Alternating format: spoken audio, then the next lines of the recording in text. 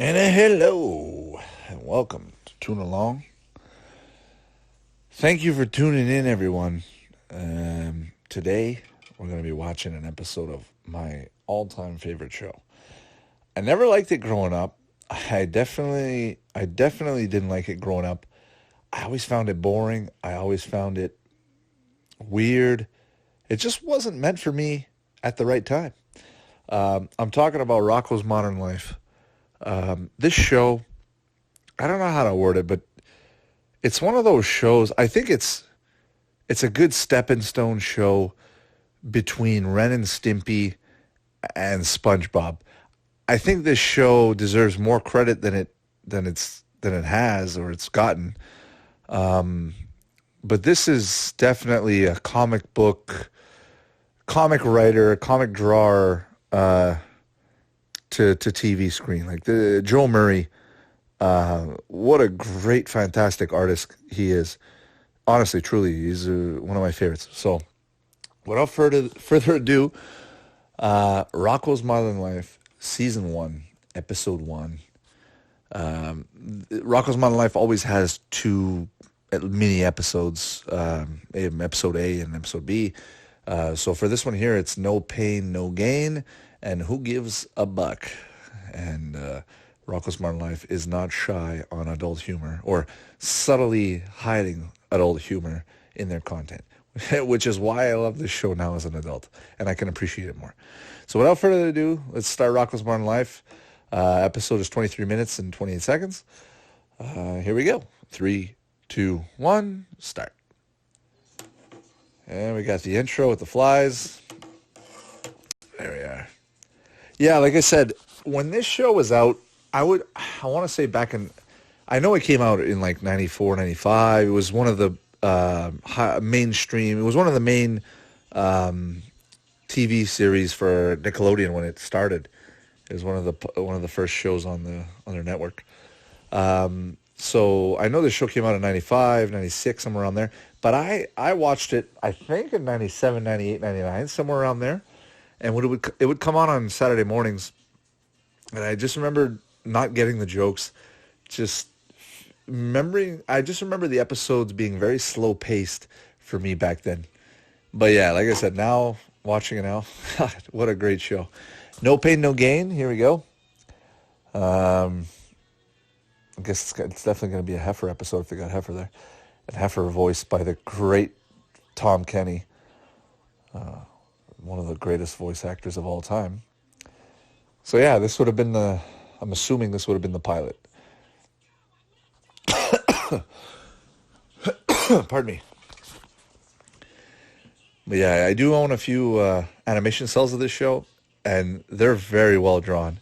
They're drawn quite small, actually, so when you watch it, it does feel a little distorted when you watch it on a bigger screen TV. I think it's one of those shows that would probably be better watched on the big tube screen.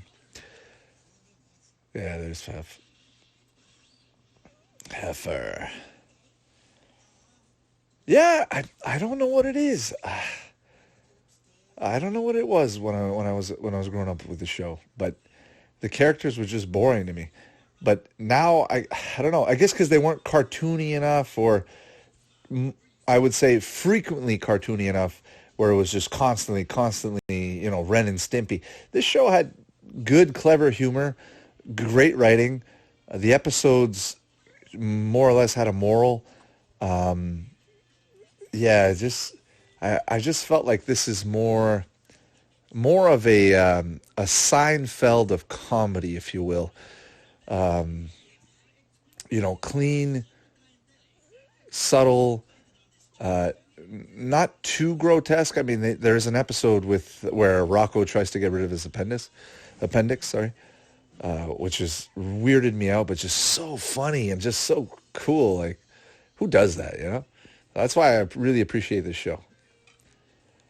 There's Heffer and Rocko trying out different outfits.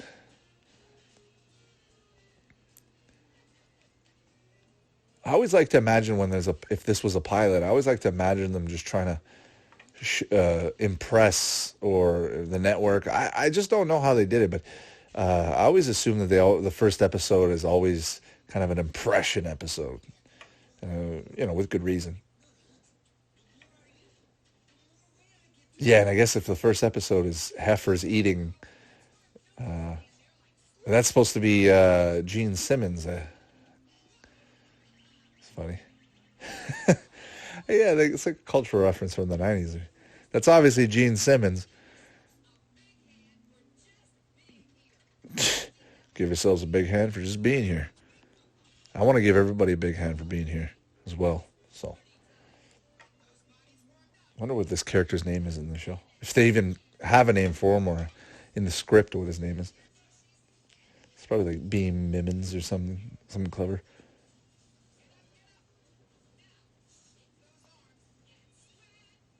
Yeah, same. This show, just the characters, the three main characters, Filbert, Heffer, and Rocko, three completely unique characters, great together. Rocko, I don't know what it is. I always found Rocko boring. Because he is a modern character. He's supposed to be a boring, normal, everyday citizen, if you will, with his fat friend or overweight friend who's having issues. Well, who's having not really weight issues, but other issues. And then Filbert, who's having confidence issues, it seems. And I don't know what he was like. I do know Joe Murray had created other characters and implemented them in this show. But I'm just wondering how much of this was thought up on the fly, or how much of this he had already created in other strips, comic strips. Same with his character designs; they're great. And Joe Murray also is the guy. Like you just watch that character and you go, the Camp Lazlo. You know what I mean? He's the guy that did Camp Lazlo as well. He definitely doesn't get enough credit, I would think. His name doesn't get tossed up much in the world, but Rocko's Modern Life is definitely one of those shows that has what do you call it? The nostalgia, retro reboot. Like when you go to Spencer's and you see Rocko's Modern Life, yeah, that's what I mean. It's definitely kicked up a notch. I don't know. I would say it's more popular today than it was in the 90s. And I'm wondering which fan base that would have been. Would that have been, like, is that the kid? Are those the kids, adults now that watched it when they were younger and they're watching it now as adults, like myself, or like probably you as well, getting the humor?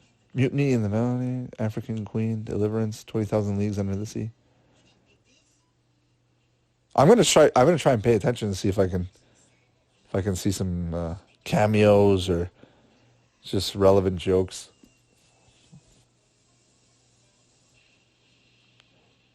Yeah, even the animation, the way that was done there,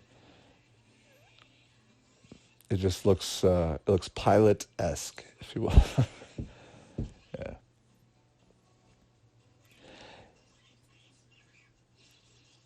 But definitely a comic-y cartoon, this one. Stepping out of the boundaries of cartoonism. But they don't take it too far. They take it enough far. That's why I feel like this is, to me anyway, personally, this is like a Seinfeld of cartoonness, like of the SpongeBob world, if you will. I feel like they're the Seinfeld version of the SpongeBob world of cartoons, the grotesque, the weird, the wacky. They keep it somewhat clean and clever, but just really clever in the way they do it, the same way Seinfeld does it.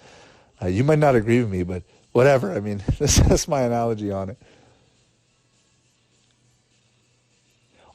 He always draws poles or straight lines with like a twist to them, a little edge. Even the door frames have a little twist or wiggle. Just, I love this guy's work. And I do own some of his work. I do own a couple pieces of Joe Murray's work. Yeah, one episode that stands out a lot for me. Like I said, I'm watching episode 1 just to have it under the belt, and then maybe we can skip to other episodes. But I just want to do the first episode of each series that we're going to watch, just to get familiar and just to get a in case they address something in the very first episode that we missed. Maybe we'll catch them in the first one, right? But yeah, I was going to say there's one episode in Rocko's Modern Life that really caught my attention. It's called Pipe Dreams, where the goldfish gets stuck in the toilet. And just that episode alone, I don't know what it is. I guess when the fish is stuck and they talk to it after underground, it's pretty funny. It's freaking hilarious, actually. Okay, yeah, I know this. I own not a production cell, but a concept art of this, where he's sitting in the chair and it's half finished, drawn by the animators in Korea. Oh God, Korea did probably most of the animation for the 90s on all the shows, if I had to guess, except for maybe The Simpsons and South Park and some of those other shows. But no, once again, I'm just speculating, but I'm pretty sure most of the shows were made in Korea or by those animators. And because even when they made Static Cling, the Rocko's Modern Life movie that came out just recently, the animation does not flow the same way as these old ones. And it's not to bash Static Cling or anything, but this feels more natural, more effort oriented, more artistical. Just look at the door over the trees, the way they're bent and everything. He's got his style and he implements it very well. Oh, Miss Big Head, one of my favorite characters in cartoon. Actually, Ed Big Head is probably my favorite character in all of cartoons.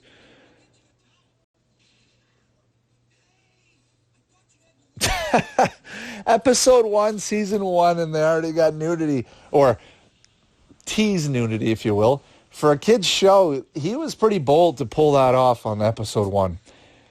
Because, I don't know if you guys know. If you guys know your Rocko's Modern Life, there is an episode of Rocko's Modern Life that was pulled.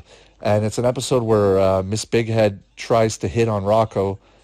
And I totally get why they would have pulled that episode in the 90s. But still, it's fun that they would push the meter, push the envelope far enough, push that scale over so that they can try things, right? I mean, Nickelodeon was new. They were one of the first shows on Nickelodeon was Ren and Stimpy and all those other Doug and all those other shows. So, they were setting the standard. So that's what I love about Rocko's Modern Life. Without Rocko's Modern Life, there would be no SpongeBob SquarePants. Steven Hellenberg worked on Rocko's Modern Life. He got inspiration from the show. Even the characters. I mean, if you've got the crazy name, you got Squidward is Ed Big Head, right? Yeah, Patrick is Heffer, his dumb friend. But I mean, SpongeBob is a normal fry cook, right? And Rocko works at a comic store. It's parallel. You can see the parallelness of it. Not exactly for the same, right? But you understand what I'm saying? I mean, the guys all work together. Even the voice actor. I mean, Tom Kenny, he's Heffer, he's SpongeBob. I mean, look at that house. It's so similar-esque. You could just put the pineapple under the sea right beside it and just feel comfortable. All right, guys, here we go. Second episode. I'll try and pay more attention.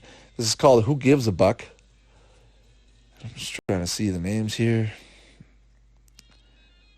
Sometimes I like to see if there's a name that stands out, like Steven Hellenberg wrote an episode or something, or Tom Kenny chimed in or something, I don't know. The All Scottish Show.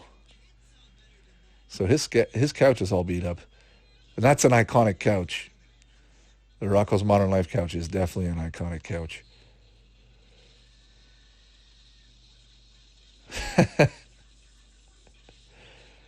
Yeah. Just the effort alone, like, for back then, just to do all those cells, all that stuff, to get that reaction for that one joke, probably took a lot of work compared to today, obviously. And they would have cared more about it because they would have put more attention in the joke. They wouldn't have just done any joke. They would have paid attention to the joke, made sure it was good or clever, and then to do all that effort to make animation for a joke or for that. They would have cared. Like, look at his house is breaking apart, wallpaper falling off. It really makes you feel like that panic. And Spunky's hungry. Hey, shout out to anybody who named their dog Spunky after the show.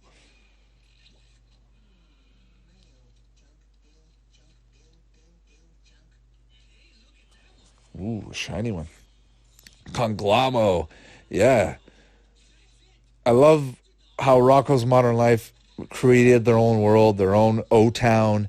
Conglamo is the big company, the corporate entity, the negative force on the show. Ed Big Head works for them. He's he like that episode, the Magic 8 Ball. Gotta watch that one. One of the best Rocko's Modern Life episodes, in my opinion. O-Town. Welcome to O-Town. Woo. Yeah, even the way they make you feel when you're watching it, just I don't know, it just makes you feel like in another world, wacky. Every time I watch a show, my brain has to adjust because obviously you're expecting cartoons, but when you watch this, it's it's the stepping stone of that generation of cartoon, the SpongeBob. So when you watch it, you just kind of you soak in little bits of it, and you go, "Oh, you know." I like the way they shade the cars in the background.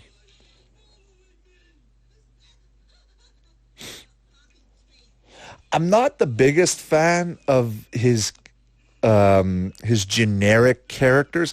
Like I find a lot of the characters resemble each other to some degrees. Not all of them, obviously. Like he does have, like I would say, he's got probably a good 15 to 20 characters in the show that are very good and unique. But sometimes he'll have a character that'll chime in or hop in, and it's just kind of like it's like that in every show, obviously. Oh, this is cool. The way they're going up the parking, that's really cool. The way that was drawn, the way they were going up. He's bleeding out his nose. Oh man, like you can't do that in SpongeBob. There's a freaking planet Saturn just right there. God, this is awesome. A spaceship went by.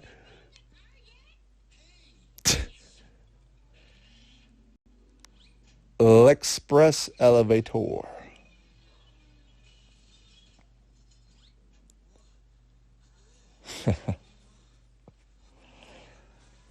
Honestly, anybody who's going to be an animator or wants to get into cartoons in any way, form, or fashion should definitely have this show under their belt as a watch. Oh, is that a little Illuminati Easter egg there? That eye, the all-seeing eye right there? Make you seem like the little guy. I like that. That's what I mean. I like the little messages that Joe Murray or the writers put in this. It's very subliminal.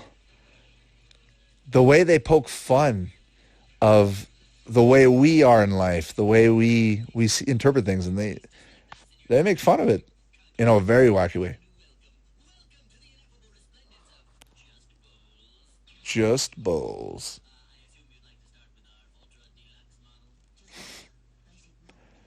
Basically, Rocko is everybody in the world, and this is everyone, whoever goes and shops at a store where there's where there's salesmen that are crazy about commission. Conglamo Mall presents. What are they presenting? I just don't know where he's gonna go with the episode. Like I'm trying to just predict a little bit, and now we're at Spunky.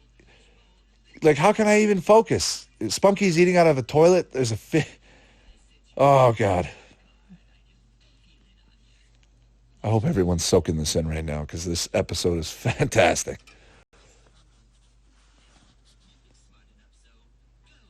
Looks pretty smart. Yeah, that's definitely a salesman character right there. They should like I think in another episode there's a character that's a weasel and he's probably better interpreted that way because of a weasel, right? But still, The Leak Elite.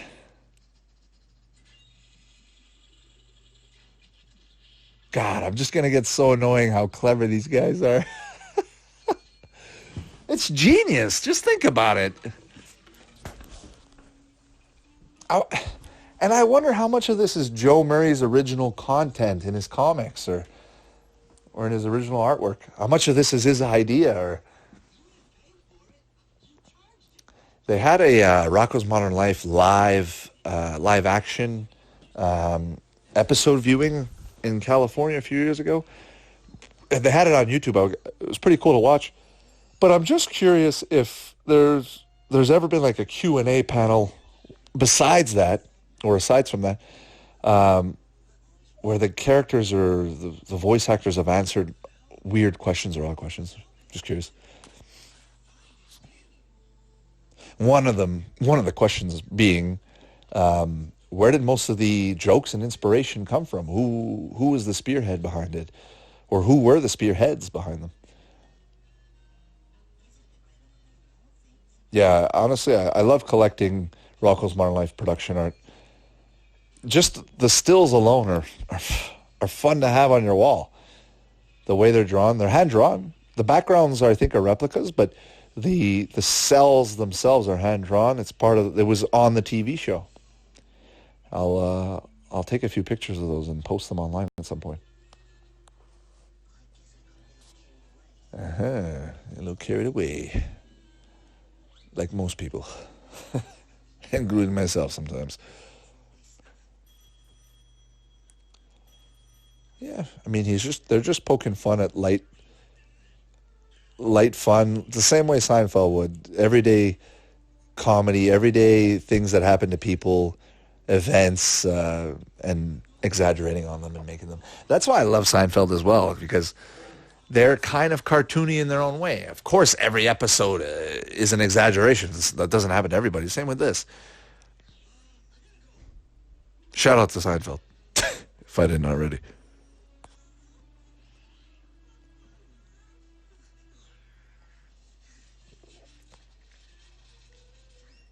Yeah. Cut up that credit card. Learn the lesson.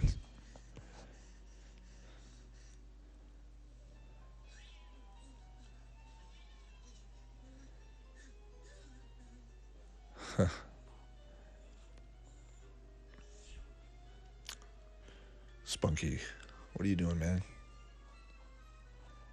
Rocko had a hard day. He bought you the best freaking dog bowl in the world. You should be in there. You should be in that bed helping him out.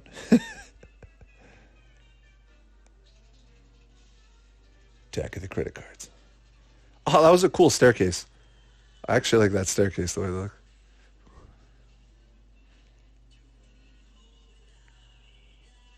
Cartoons with subliminal messages.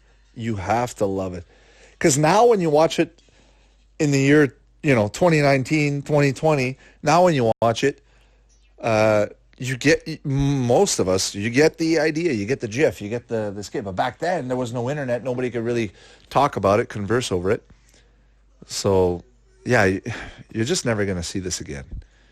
You're never going to see, I mean, I'm saying never because I'm talking in the now terms, but you might, who knows. But I'm just saying it'll be hard for them to tone it up to this level and go crazy. There's just too many restrictions nowadays, it seems. And even then, I think cartoons just try to play it too safe for their audience. They just don't want to get in trouble. They don't want to get in any hassle. Which is why I love these. These are like the Wild West of cartoons. But not the real Wild West, not the Mickey Mouse, the old Mickey Mouse and the Betty Boops. I'm talking about. These are probably the Wild East, if you will, because they were drawn out east and they draw pretty damn good. Is that the end of the episode? That's the end of the episode. God, that went by so quick. I had I had a little time. I was just ranting. But anyways. So yeah, that was episode 1 of Rocko's Modern Life. Hope you enjoyed it. If you want, just watch it again by yourself, just to get get that feel of it. Or if you have watched it before and you're tuning in with me, thank you. And I hope to see you guys again. I hope to see you in another episode. And leave us some feedback. Leave me some feedback. Let me know what you think. And I'll see you in the next episode. And thank you for tuning along. Ciao.